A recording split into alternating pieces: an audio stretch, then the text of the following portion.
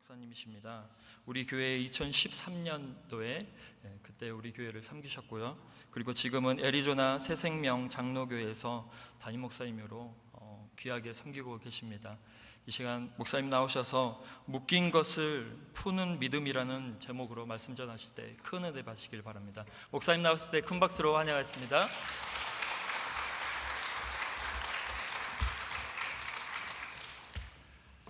할렐루야.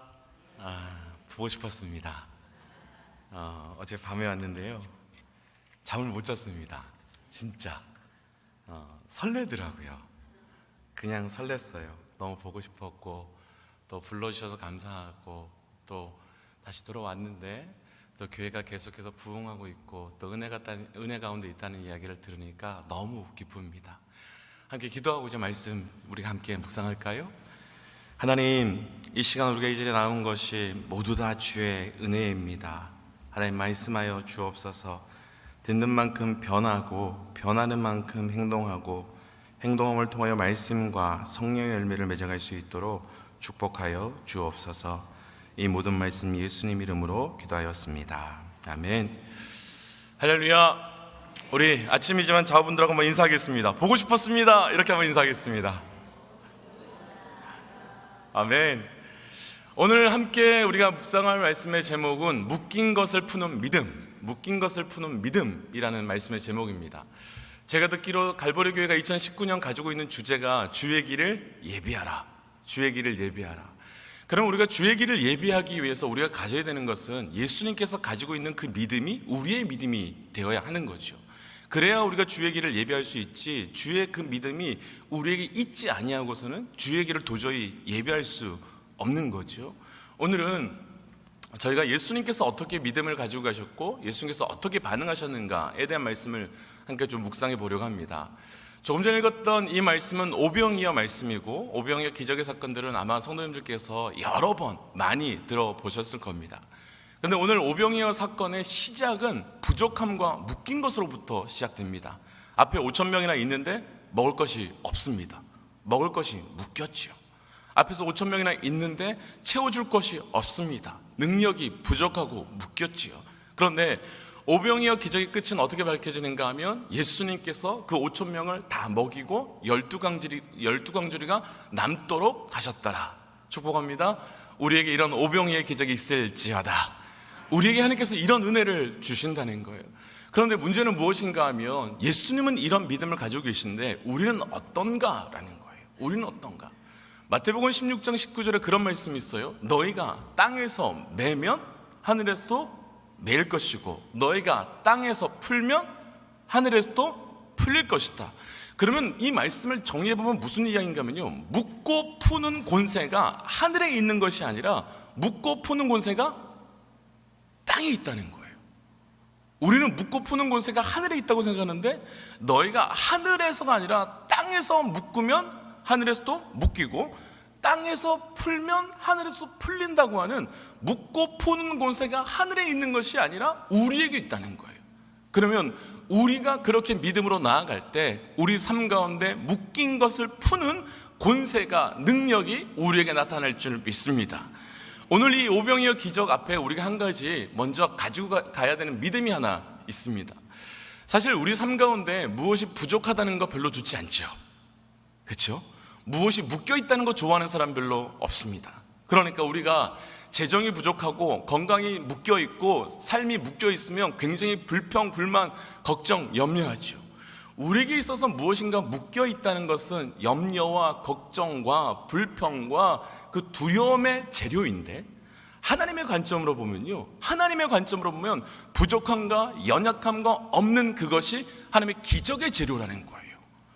오늘 이 오병이어 5,000명이나 있는데 겨우 오병이어 있습니다. 우리는 한탄할 수 있죠. 그런데 예수님께는 이 부족함이 기적의 재료가 된다는 거예요. 성경은 똑같이 반복됩니다. 요한복음 2장에 가나안 혼인잔치에서 포도주가 부족했거든요. 근데 우리는 무엇이 부족하다라고 말할 수 있는데 예수님은 그 부족한 걸 가지고 기적의 재료로 만드시더라는 거예요. 성경에 나오는 많은 아픈 자들이, 병든 자들에게 있어서 그 건강이 부족하고 건강이 묶여 있는데, 그것 때문에 좌절하고 낭망하고 있는데 예수님은 그것을 가지고 기적의 재료로 만드시더라는 거예요. 다시 한번 주의 마음으로 주의 이름을 선포하고 싶습니다. 사랑하는 성도 여러분, 우리 모두에게 부족함이 없는지 어디 있겠습니까? 묶여있는 것이 없는지 어디 있겠습니까? 그러나 오늘 이 말씀을 통하여서 그 묶이고 부족한 것이 염려와 걱정의 재료가 아니라 주께서 내게 일하시고 역사하시는 기적의 재료가 되시기를 선포합니다. 우리가 그 믿음이 있어야 묶인 것이 풀어지는 주의 길을 예비할 수 있는 믿음이 우리로부터 시작되는 겁니다. 오늘은 죄송한데 마이크 소리 좀 줄여주시겠습니까? 소리가 너무 울리는 것 같아서 조금만 줄여주시겠습니까? 그래서 오늘은 이 오병이어의 기적 가운데서 예수님께서 어떻게 이 문제를 풀어갔는가를 짧게 좀 묵상해 보도록 하겠습니다. 먼저 본문에서요 18절 19절 말씀 한번 읽어보겠습니다. 18절 19절입니다. 함께 읽어볼까요? 시작. 이르시되 그것을 내게 가져오라. 무리를 명하여 잔디 위에 앉히시고 떡 5개와 물고기 2마리를 가지사 하늘을 우러러 축사하시고 떡을 떼어 제자들에게 주시매 제자들이 무리에게 주니. 아멘. 앞에서 5,000명이나 이렇게 있어가지고요 예수님께서 제자들을 보내가지고 먹을 수 있는 거 좀 모아봐라 그랬더니 겨우 모인 게 5병2어입니다. 제가 아침부터 어려운 질문 해볼까요? 5병2어가 떡 5개일까요? 떡 2개일까요? 헷갈리시죠? 5병이는 떡 5개, 물고기 2마리. 이 제자들이 나가가지고요 겨우 모아온 게 5병2어입니다. 자, 질문. 5병2어 가지고 5,000명 먹일 수 있습니까? 먹일 수 있습니까? 없죠. 부족해도 한참 부족하죠. 그런데 예수님께서는 제자들이 나가서 5병2어를 모아왔을 때 어떻게 반응하셨는가 하면 이렇게 반응하지 않으세요. 야, 너네 그렇게 겨우 모아온 게 이 정도냐? 혹은 그 쫓아오는 5,000명 바라보시면서 야, 너네는 날 쫓아다니면 기본적으로 도시락 정도는 챙겨갖고 다녀야지 어떻게 아무것도 이렇게 대책 없이 쫓아오냐, 이렇게 말하지 않아요. 사실 우리 한번 삶을 돌아보면요 우리 삶에 이런저런 문제가 생겼을 때, 자녀에게 문제가 생기고 건강에 문제가 생기고 재정에 문제가 생기면 가장 먼저 어디를 바라봅니까? 재정에 문제가 생겼을 때 재정을 바라보죠. 자녀에게 문제가 생겼을 때는 자녀를 바라보죠. 그 삶에 어떤 문제가 생겼을 때는 그거를 쳐다봐요. 그런데 그렇게 열심히 쳐다봐가지고 그 문제가 해결되셨던가요? 해결되셨던가요? 원래 이렇게 반응을 안 하시던 교회가 아닌데 그렇게 쳐다봤을 때 해결되던가요? 안 돼요. 해결 절대로 안 됩니다. 근데 예수님께서는 지금 어떻게 하셨는가 하면 그들이 겨우 가지고 온 5병2어 가지고 예수님께서 5병2어를 바라보거나 대책 없는 5,000명을 바라본 게 아니라 방금 읽었던 19절 말씀 다시 한번 보여주세요. 이렇게 말씀하세요. 떡 5개와 물고기 2마리를 가지사, 그 다음 같이 한번 읽어볼까요? 시작. 하늘을 우러러. 여기까지만. 무엇 하셨대요? 하늘을 우러러 보셨대요. 우리 삶 가운데서요 오늘 말씀을 나누고 싶은 첫 번째 이겁니다. 묶인 것을 푸는 믿음.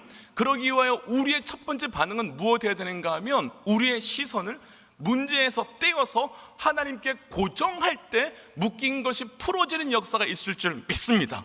우리의 시선이 고정되어야 되는 거예요. 어디서요? 문제에서 떼어서 하나님께로 고정될 때 하나님의 역사가 우리 삶 가운데 나타나게 되는 겁니다. 우리는요 문제가 생기면 어디 봅니까? 문제 보지요, 사람 보지요, 상황 보지요, 환경 보지요.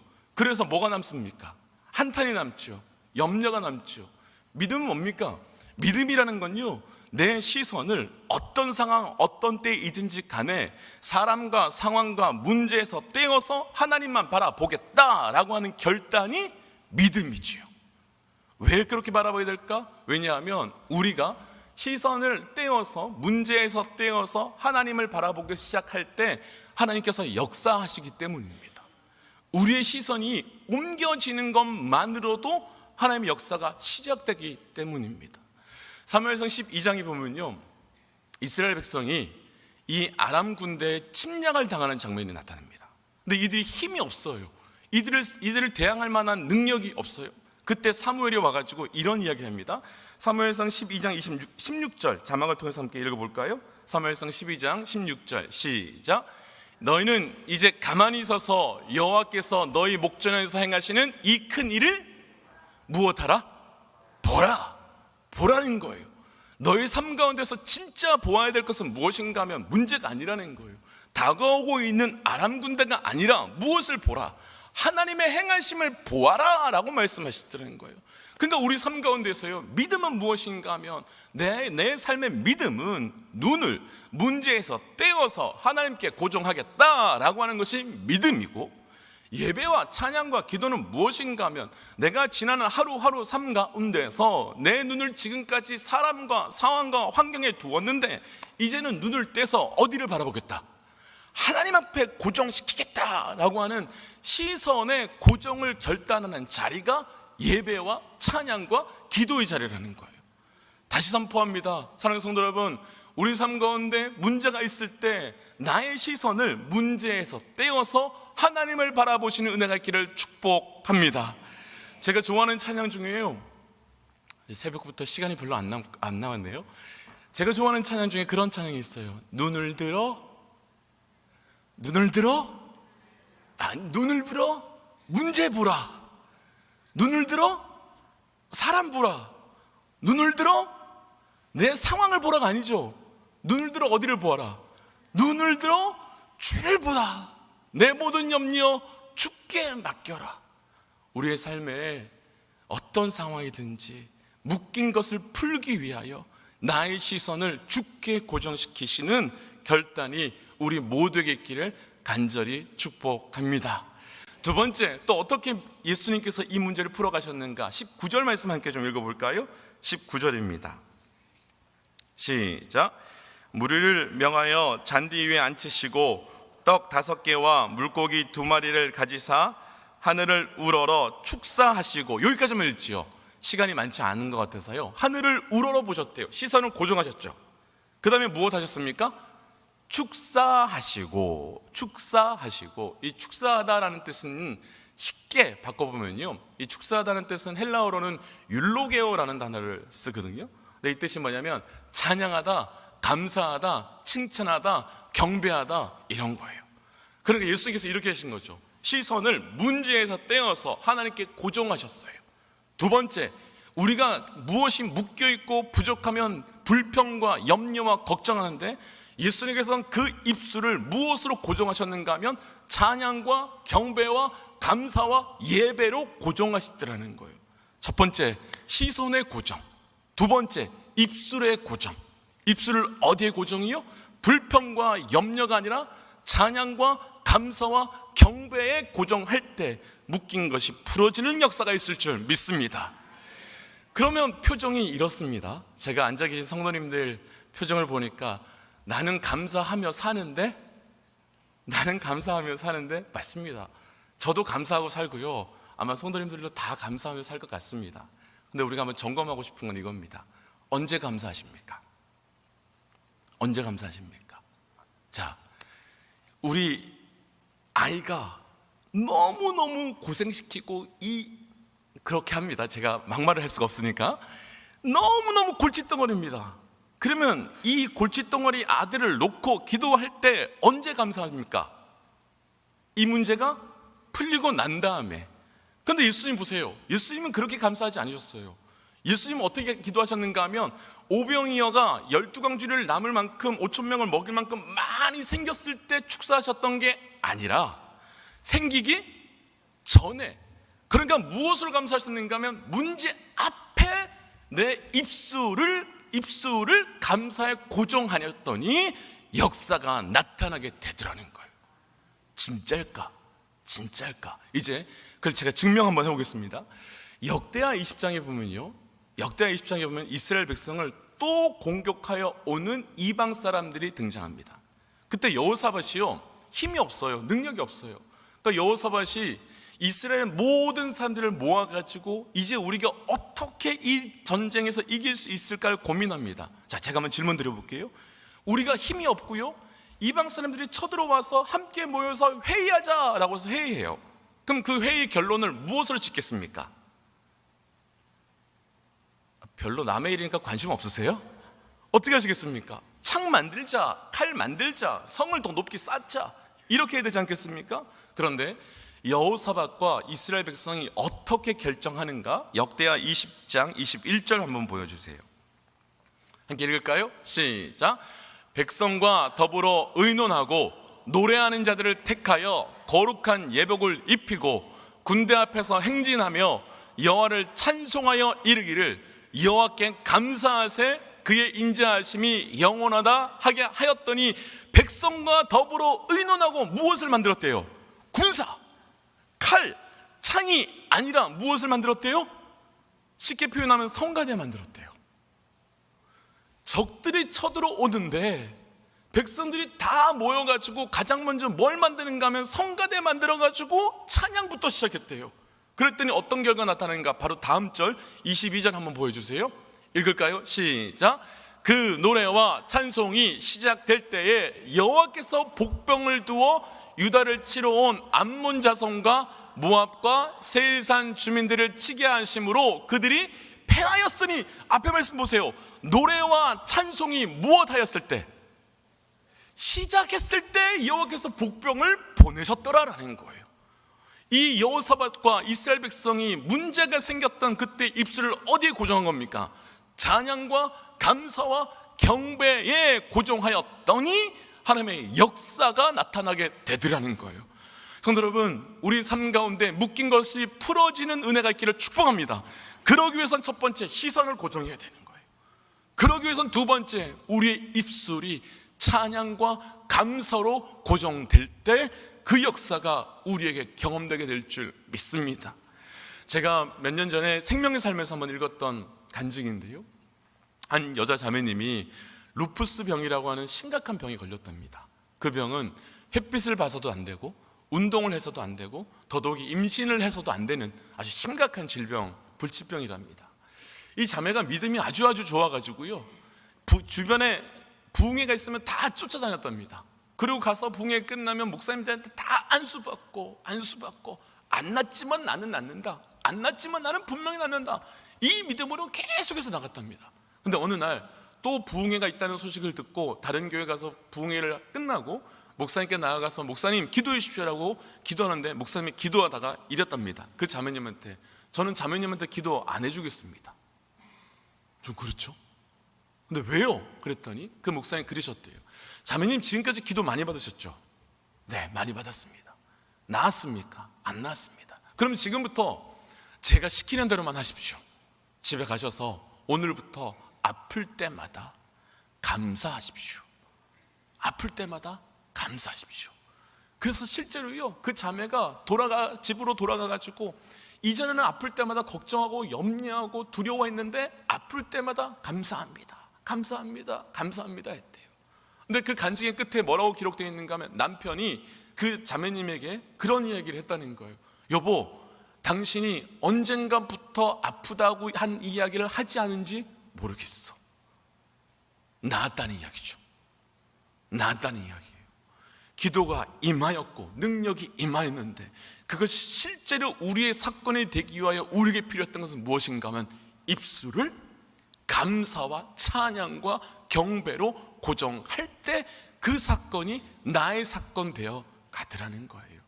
성도 여러분, 우리 삶이요, 문제 앞에서 먼저 감사하여 나아가시기를 축복합니다. 끝나고 난 다음에 감사하지 못하는 사람 어디 있습니까? 그런 인간도 있더라고요. 끝나고도 그냥 가는 인간들이 있더라고요. 그런데 끝나고 감사하는 게 아니라 문제 앞에서 감사할 때 그 묶여있고 깨어져 있는 문제가 우리의 믿음의 감사를 통하여 풀려나갈 줄 믿습니다. 세 번째, 마지막입니다. 예수님께서 어떻게 또 이 문제를 해결해 나가셨는가? 22절부터 23절까지 말씀 함께 읽어보겠습니다. 22절, 23절입니다. 시작. 제자들을 재촉하사 자기가 무리를 보내는 동안에 무리를 보내신 후에 기도하러 따로 산에 올라가시다 저물매 거기 혼자 계시더니 아멘. 오병이어 기적이 끝났습니다. 제일 처음에 시선을 고정하였고 두 번째 무엇을 고정할까? 입술을 고정하여서 오병이어 기적이 끝났습니다. 그런데 저를 비롯해서 많은 믿음의 사람들이 여기까지만 끝나요. 입술을 고정하고 시선을 고정해서 문제를 해결하는데 그 문제를 끝났기 때문에 거기서 그냥 끝나요.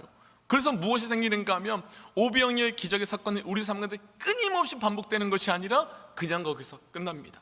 방금 읽었던 22절과 23절 말씀에 예수님께서는 오병이어 기적이 끝나고 난 다음에 어디로 올라가시는가 하면 기도하러 산으로 올라가셨더라 라고 되어 있어요. 왜 기도하러 산으로 가셨을까?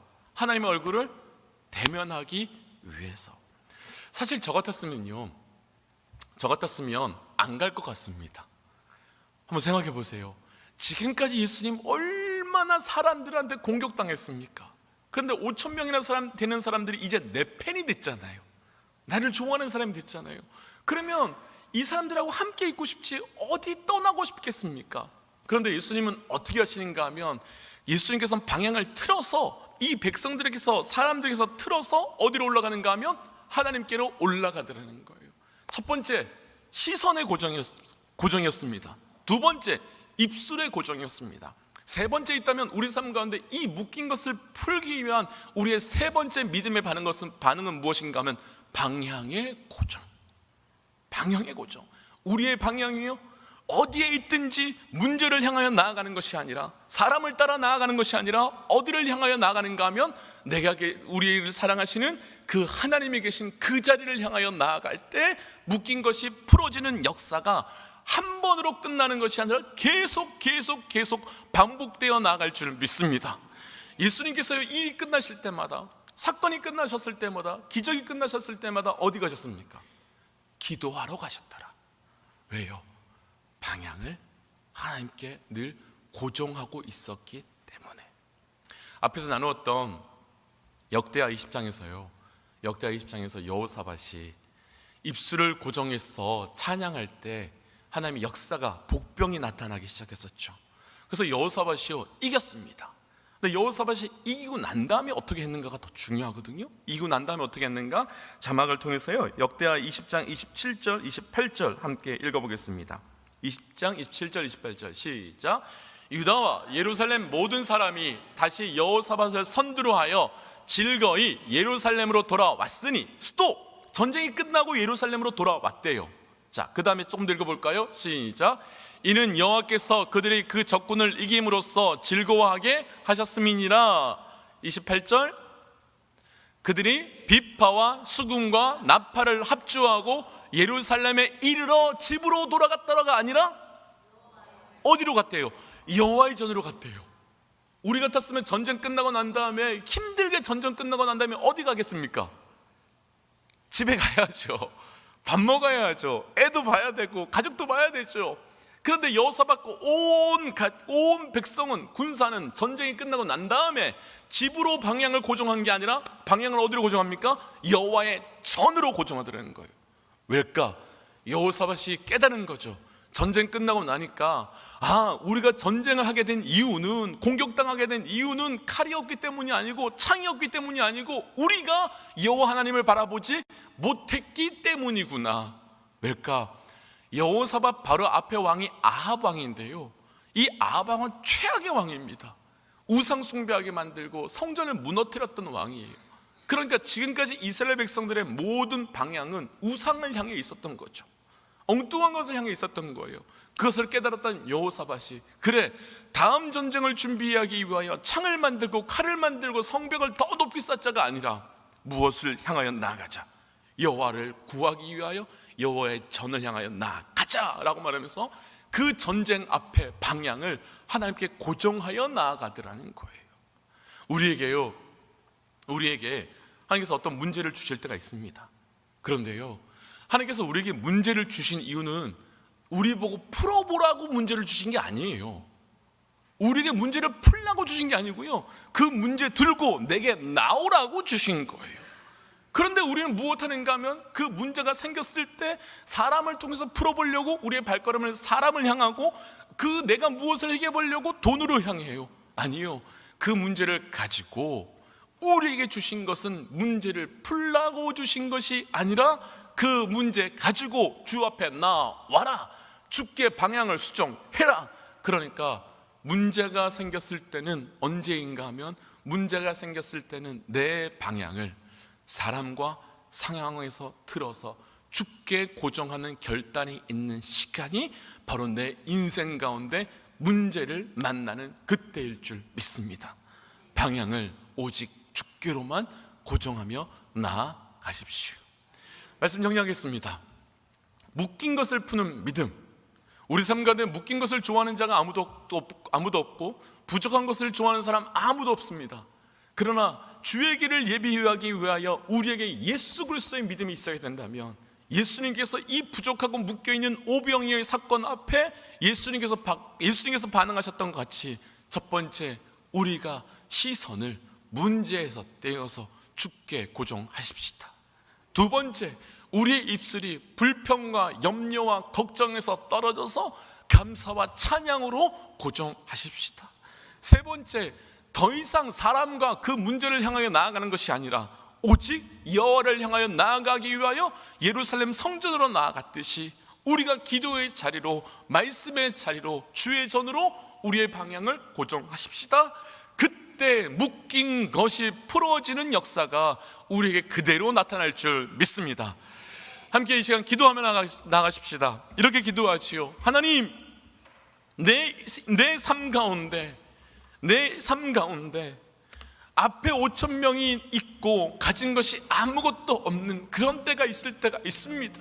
주여, 그때 나의 시선이 문제에서 떨어져서 하나님을 바라보게 하여 주시고, 그때 나의 입술이 불평과 염려가 아니라 감사와 찬양으로 나아가게 하여 주시옵고, 하나님, 그때 나의 방향이 사람과 상황으로 나아가는 것이 아니라 오직 하나님만 바라보며 나의 인생의 방향을 주께 고정하는 자 되게 하여 주옵소서라고 함께 우리가 이 시간 말씀 기억하며 결단하며 기도하며 나가십시다. 기도하겠습니다. 하나님, 오늘